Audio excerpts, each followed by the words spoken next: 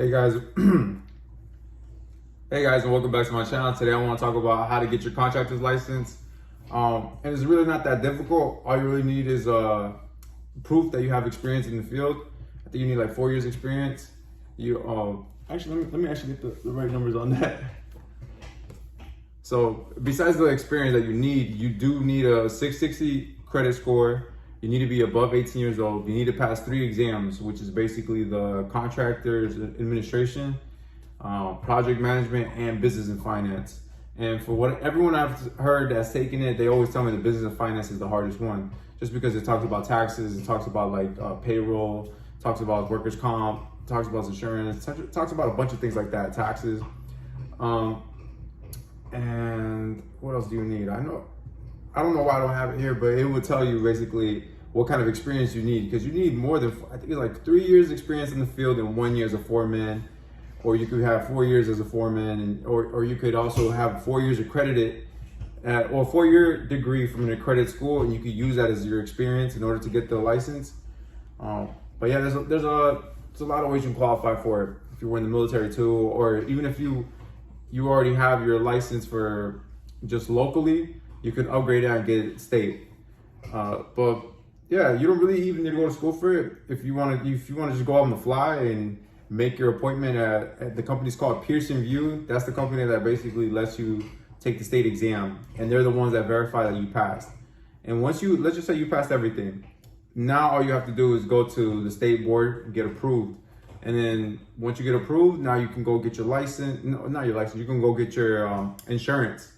You know, you need general liability insurance. You need to get bonded as well. I think it's over $100,000 you need to get bonded, or $1 million. I can't remember the numbers off the top of my head, which I should, because I am studying to take the exam right now. You see, you got all your little tabs.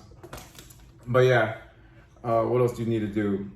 And yeah, once you get approved, once you got all your paperwork set in stone, now you can go ahead and make your ad that you have to put in the paper. That's mandatory. You have to do that. And you're officially ready to go. You can become a builder. You can start working with the general contractor's license. You're able to do whatever you want.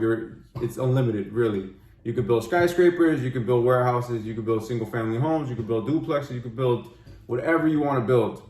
And the only thing you can't do is do certain types of trades. Like you can't do plumbing, you can't do HVAC, you can't do electrical work, I'm sorry. You can't do a bunch of things because they need to be, those are specialized trades. Those have to be done by guys that are professional. Unless you hold that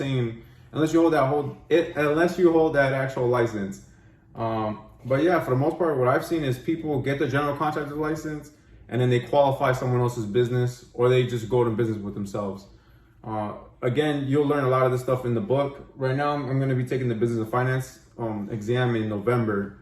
That's actually the first exam I'm taking, just because I'd rather get over it. Everyone around me has told me that's the hardest one, and if I can pass that, then I should be good to go. But I'm going to show you a real quick look of what the books look like. So excuse the mess, but it's really just this, like Walker's Building Estimate book. You got a couple OSHA books. You got the Builder's Guide to Accounting, which you're not allowed to use in an exam.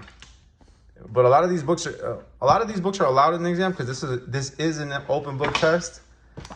But still, look how massive this thing is. And for you to be able to find an answer you need, you just gotta work at it. But yeah, luckily Gold Coast was able to give me a bunch of tabs, so I could tab up all my books, and I have to write out my notes. Now you can't take your notes to the actual exam, but as long as you can remember the simple things, like let's just say that the least way to maintain property inventory lasting for us, things like that. So yeah, guys, that's pretty much it.